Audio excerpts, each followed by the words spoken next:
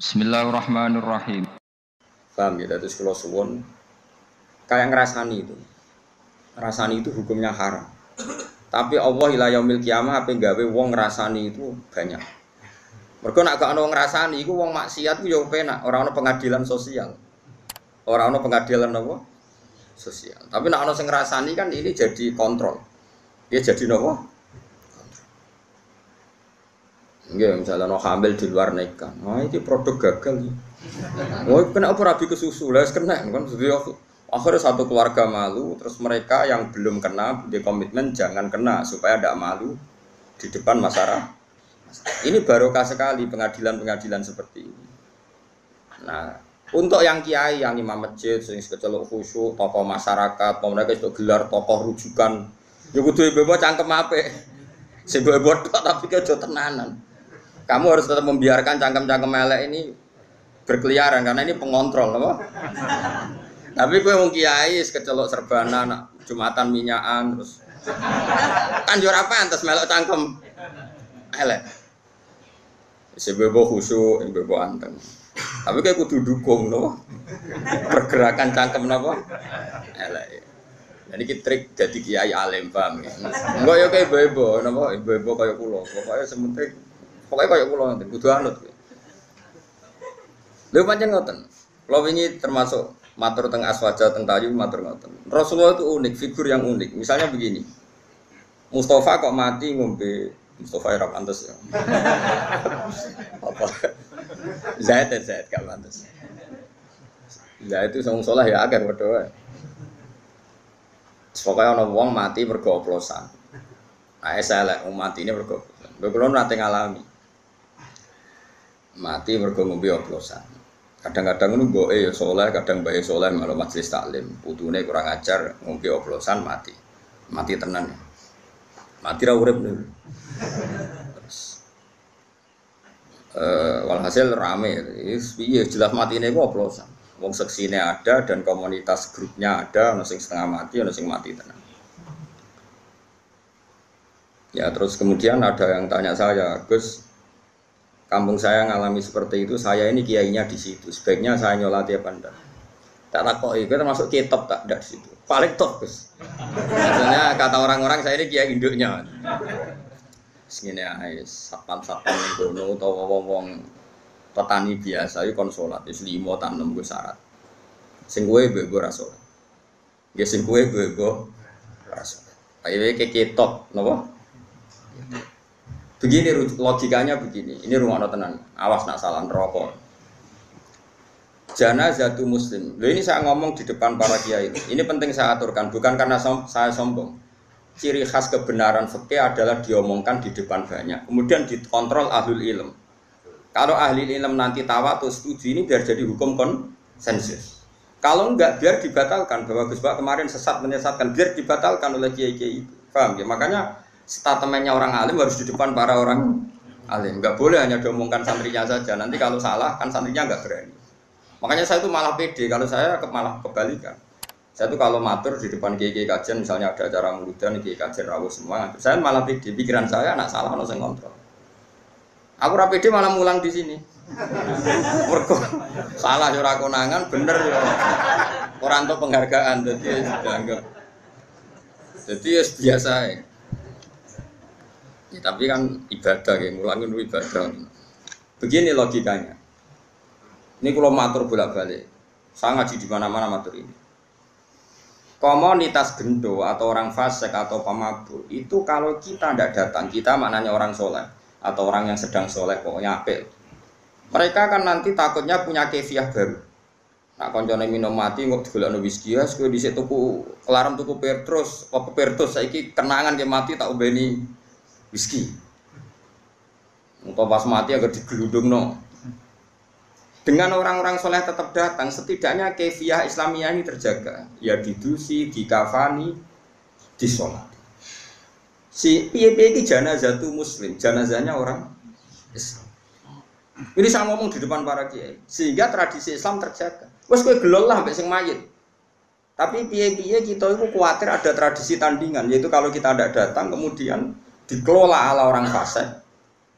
Dikopi ambek arak atau dirundungno bengine cekinan, remi, repot. Wes cara kula, wes sak tahlil bid'ah lah, ki gremeng tahlil lah. Anggap ae ini penolak ceki wes. Wes ki gremeng lah, wes gak ono hadis sunah Rasulullah. Wong zaman Nabi ben tahlili sapa, Nabi jelas warga kok tahlilin nyak wong. Nah ini saya ulang lagi, ini ruang tenan ya. Orang yang jelas mati oplosan, pernah juga ada yang tanya orang yang mati bunuh diri. Itu saya pernah ya ada sekitar 22 kiloan lah dari kampung saya itu di kampung di atas gunung. Ada orang, ajane rontok soleh, wongnya soleh terkenal soleh ya. Justru karena soleh terlalu soleh kuper, tapi soleh kuper. Bojone ayu juga wong iso mati malah bunuh diri. Iya, kehilangan bojo, kehilangan awake. Itu kiai temannya itu tanya ya kasusnya itu nggak ada yang berani nyolati karena mati bunuh diri itu kan hukumannya berat. Ya kayak mati oplosan, mati bunuh diri, mati firor anisyafi, lari dari perang, atau mati pas di tempat maksiat, tempat mesum, macam-macam lah. Ini caranya gini, cara berpikir kita. Kalau kita tidak datang, kita ini siapa saja, ada harus orang banyak. Nanti mereka melahirkan kaifiyah baru. Ya saya ulang lagi, melahirkan itu satu. Dan ini tidak baik bagi Islam karena nanti setelah ada kaifiyah baru, kita ini malah kesulitan menghilangkan. Paham ya? Kesulitan enggak? Karena nanti kalau ada orang fasik mati sing masjid menunggu. Grupnya mereka sudah bikin kaifiyah belum? Ternyata mereka datang lebih awal terus dikaifiyahkan ala mereka enggak ada sholat, enggak ada kafan terus langsung kita kerepotan kan? Mendingan kita datang. Dan alhamdulillah tadi saya contohkan rata-rata mbahnya itu ya orang soleh atau keluarganya atau RT-nya. Sehingga karena mereka soleh ini kayak sepakat masih fasik lah diperlakukan sebagai jenazah itu muslim. Wong kadang baik nangis-nangis ning kiai putu kula Gus, putu kula yai jenengan dongakno di sepuro njen kelakuane pun ngoten macam-macam. Nah, dalam tradisi Rasulullah dulu ketika Abdul bin Ubay mati karena anaknya santri, nyatanya Rasulullah datang karena menghormati keluarga. Ada roh nak kelakuannya Abdul bin Ubay itu kayak seperti itu.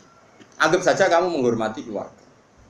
Dua, menghormati kaifiyah Islamnya, yaitu kaifiyah Islam yang tadi. Karena kalau ada kaifiyah baru kamu yang repot. Lu kalau nanti ngelakoni, ini nyata. Di kampung sebelah saya itu terkenal wongnya itu tukang nanggap dangdut. Dulu semblotor-blotor semacam-macam. Nah itu orangnya itu kultus sama saya. Tapi ya kultusnya wong abang kan. Gus, sesuk anak kula nikah. Jenengan sing akad no. Yo jam 9 jam 09. Mungkin ngapunten Gus jam 2 wonten dangdutan. Lah terus piye? Jenengan teko sing akad mari yo. Ya tenang ya. Wah itu termasuk sisi kontroversi saya karena orang-orang itu. Iya Gus, sekarang wong maksiat jangan kok gelem teko. Makanya saya ini diuntungkan terkenal ngalim. Wong kan sungkan mau gremeng tok rawani dadi penting terkenal alim penting paling gak wong nyoal iku apa gremeng ngono. Karena pikiran kita sederhana, kalau kaifiyatun nikah orang alim tidak mau datang, lalu mereka kalau bikin kaifiyah baru juga kita kesulitan. Setidaknya dengan mereka masih butuh orang alim, ada kaifiyah sing mujma' alaih. Yaitu carane mati ne mayit oplosan lah yuk didusi, dikafani, disolati, dipendem. Saya sebut satu-satu ya, didusi, dikafani, disolati, dipendem. Kaifiyah nikah yuk dinekahno waline atau wakile dengan 2 saksi. Wes. Sekarang kalau kita tidak datang, lalu mereka bikin kaifiyah. Makanya saya anggap kita datang ini fardu kifayah, datang saja. Nah, tapi jangan kitopnya. Nanti kalau kitopnya datang semua, punya pikiran begini semua, lalu bedanya yang sholah yang fasik. Semua mati oplosan sing teko yo wakeh, sing imami misalnya PBNU, BP Muhammadiyah. Engko sing mati wong soleh karena tokoh sing teko yo. Terus famal farku bena, apa bena kan ya lucu. Makanya ini uniknya Rasulullah, ada seorang fasik karena punya utang gak nyaur. Nabi datang. Nabi tanya, apakah mayit ini punya utang? Ya ya Rasulullah. Nabi langsung balik kanan, nggak mau nyolati. Saya tidak mau nyolati orang yang punya utang. Nanti kayak bejo orang menangi Nabi. Waduh orang bakal Nabi nyolati umatnya sama akhir. Karena kabeh duwe utang. BPKB ini tonggo bisa. Nggak utang cek ngaku BPKB ini tonggo. Iya gitu. Oh, itu mau orang dinar itu sak dinar mau 4,2 gram. Tahu tak itu sekitar 1.600.000. Itu Nabi pun purun, buatan purun. Saya kira utangnya berapa? Ono 4 juta. Niki nanti kalau takleti utangnya 4 juta. Wis ra gelem Nabi. Kula mun di atas 10 juta, tapi ora nglangkai 20. Tapi kan aset kula 1 juta mesti sithik. Nggih 4 juta aset temu piro? Ini wes Nabi gak kerso. Itu masyhur, Nabi itu gak mau nyolati. Tapi sebelum Nabi tidak mau nyolati, Nabi ngendikan gini, itu masyhur di hadis-hadis. Sallu ala sahibikum. Aku ra nyolatillah, tapi kue-kue kudu tetep. Ya. Sehingga kata Imam Nawawi dalam Syarah Sahih Muslim mengatakan, jika ada orang fasik meninggal, maka sebaiknya kitabnya itu gak usah ikut nyolati. Terus saja orang kan sepakat lah, misalnya di kawasan Rembang, Mbah Mun, di Hajen misalnya dulu Badullah, di Kudus misalnya dulu sepakat orang Barwan. Ini kan kiai kitab sing mujmal. Ini sebaiknya tidak usah nyolati karena ini nanti jadi ukuran. Ternyata mau fasik lah ya disolati wong top. Ya sing nyolati cukup ya sak Mustofa terus teko mbek kukur-kukur terus salate rapati fasih. Pokoke sementing ono salat. Piye-piye dengan ada salat ini berarti ada keberlangsungan tradisi Islam dalam mengelola jenazah. Paham ya? Terus kalau ngangkat none kamu, artisnya dari itu sudah teko, mesti sudah delok. Tapi piye-piye sing ngangkat no kiai, misalnya kiai ra teko terus diangkat no penyanyi-penyanyi dangdut malah karo-karoan. Yes, pokoknya niati dengan kita datang berarti kaifiahnya ala kaifiah Islam. Ini penting kolator, no, kan gue ora terlalu garis lurus, ya garis bingkong. Maksudnya ngerti duduk perkara hukum itu. Ya, jadi ini penting kulaturakan, penting sekali ya. Jadi itu kaifiah yang dilakukan para ulama dulu. Ya, sallu ala sahibikum jare dawuh Nabi, senajan to aku ra nyolati tapi iku kudu tetep. Jadi saya ulang lagi ya. Konsensusnya ulama dulu mulai zaman Rasulullah sampai sekarang itu kiai-kiai biasa nyolati tanggane yang terkenal fasik, terkenal gendo, terkenal maling. Tapi sebaiknya kalau mungkin kiai topnya ini tidak usah nopo datang. Tapi nak di kampung-kampung rata-rata datang semua. Gara-gara kan tidak semua orang kan takut merasa kiai top. Sampai gejol-gejol kan. Lagi mau rata kok. Aku nih lu Gus. Mungkin nang rasa kiai top gue. Berker kesunatannya sing top itu orang oleh teko. Berarti si rata kok ngerasa top. Akhirnya udah teko berkomedi dianggap top. Terus ketiga itu begini, gua nanti dibantah tiang. Begini problemnya, saya itu alasan saya begini. Sekarang orang mati, kemudian Mustafa ini nyolati. Dia mau mangkel perkara ini, wong iki nak jisik, nak waya ono jamaah, tipe dibijan ternodang kita. Wong fasik kan mangkel, gue kalau nanti dibantah ngoten. Gus, wong iku kurang ajar, Gus. Nak ono Jumatan tau disumeti merken. Terus dia cerita, masjid kula nanti protol gara-gara iku. Kok jenengan ngengken kula nyolati. Keberatan Gus. Kok dia cerita elek iku nak ono jamaah disetelo dangdut. Pokoke njen mau pasang ning dika nak mangkel lho. Lah wong saleh iku rata-rata kan mati-matian mempertahankan ketenangan masjid itu. Kadang ya ketenangan ono jamaah niku.